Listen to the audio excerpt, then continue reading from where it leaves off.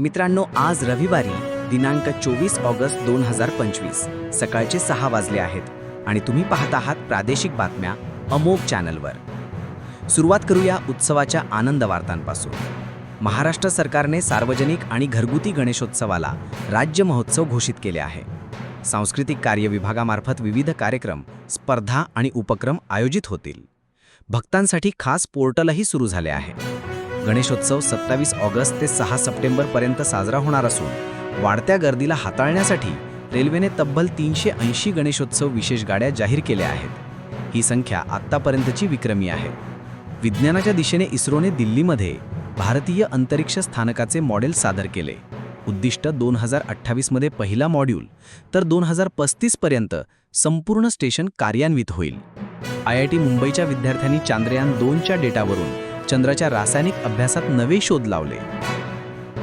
राजकीय आघाडीवर उद्धव ठाकरे म्हणाले की प्रामाणिक निवडणुका झाल्यास महायुतीला विजय शक्य नाही. तर राज ठाकरे यांनी राहुल गांधींच्या वोट चोरी आरोपांना पाठिंबा दिला. राष्ट्रीय पातळीवर 2014 नंतर 12 विरोधी पक्षीय मंत्री अटकेत गेले. बहुतेक प्रकरणात CBI व ED कारवाई झाली. इंडिया पोस्टने जाहीर केले आहे की 25 ऑगस्टपासून अमेरिकेला पार्सल सेवा थांबणार. मात्र लेटर्स आणि $100 पर्यंतची गिफ्ट्स परवानगी राहील.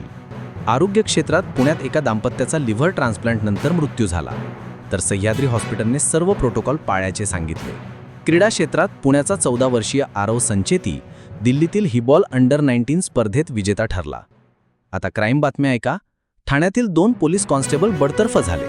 कैद्यांना हॉटेलमध्ये नेल्याचा आरोप. मुंबई विमानतळावर 6 कोटींचा गांजा जप्त करून प्रवाशी अटकेत. तर मुंबई एक्सप्रेस ट्रेनमध्ये 7 वर्षाच्या मुलाचा मृतदेह टॉयलेटमध्ये सापडला. आरोपी चुलत भाऊ फरार आहे. मित्रांनो, या होत्या आजच्या 24 ऑगस्टच्या सकाळच्या ठळक प्रादेशिक बातम्या. गणेशोत्सव आता अगदी दारात आलाय, त्यामुळे पुढील काही दिवस उत्सवाच्या आनंद वार्ता, रेल्वेच्या सोयी आणि सुरक्षेच्या घडामोडी आपण सातत्याने घेऊन येऊ. तुम्हाला कोणती बातमी सर्वात महत्त्वाची वाटली ते कमेंटमध्ये नक्की सांगा. चॅनलला लाईक, शेअर आणि सबस्क्राईब करायला विसरू नका.